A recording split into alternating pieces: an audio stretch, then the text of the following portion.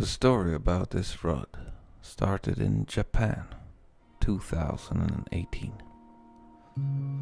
The Shaku hunters, a group of dedicated fly fishers, spent their life trying to catch shaku-sized native fish species in their home rivers. Mr. Markus Lemke, the Arctic businessman, quickly showed an interest for the tiny rods they used while fishing the small, branch-covered creeks. I didn't care so much about the rods, but I realized I spent way too much time traveling for fly fishing. And when I got home to northern Sweden, I started re-exploring my own home rivers. I started to accept the fact that tiny creeks seldom produce big fish.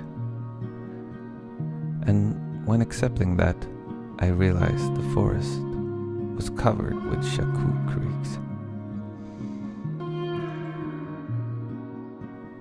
That's when I came to realize I was a little limited by my 9-foot class 5 rod. It wasn't a huge problem, but I didn't quite feel like a ninja.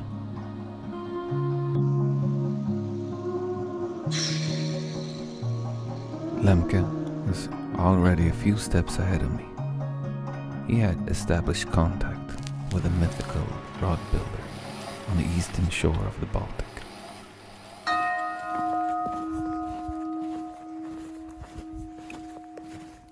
Well, I'm recording you, I think. Starting recording. And now I put the magic lights on. Where are you at?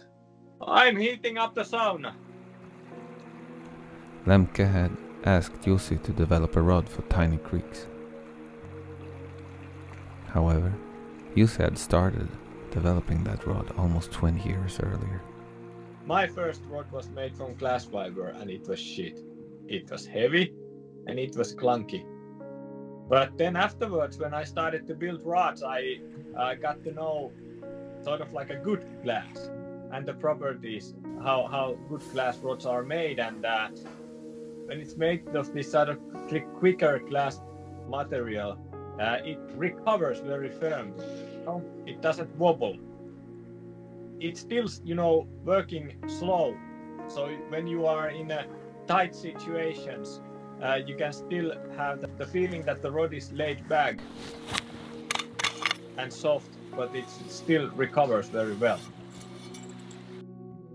What is the difference between the old glass rods? That the tip is more firmly, the tip part. Many people think that glass fiber rods are this sort of like a spaghetti rods, but it's usually that the tips are not stiff enough, Of course, it's short, and it bends much steeper from the butt section.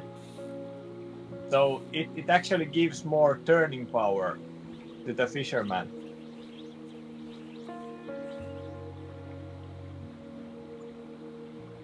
The bending, like how the rod is bending all the way down to the handle.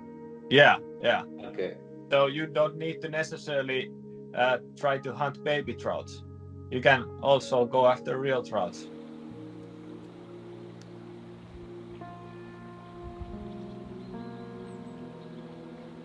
The summer of 2020 was about to end when I finally got the rod in my hand.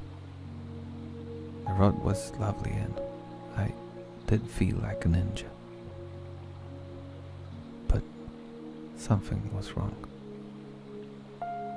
I didn't find any trout. I even started blind fish the spots where I knew there would be trout. Nothing.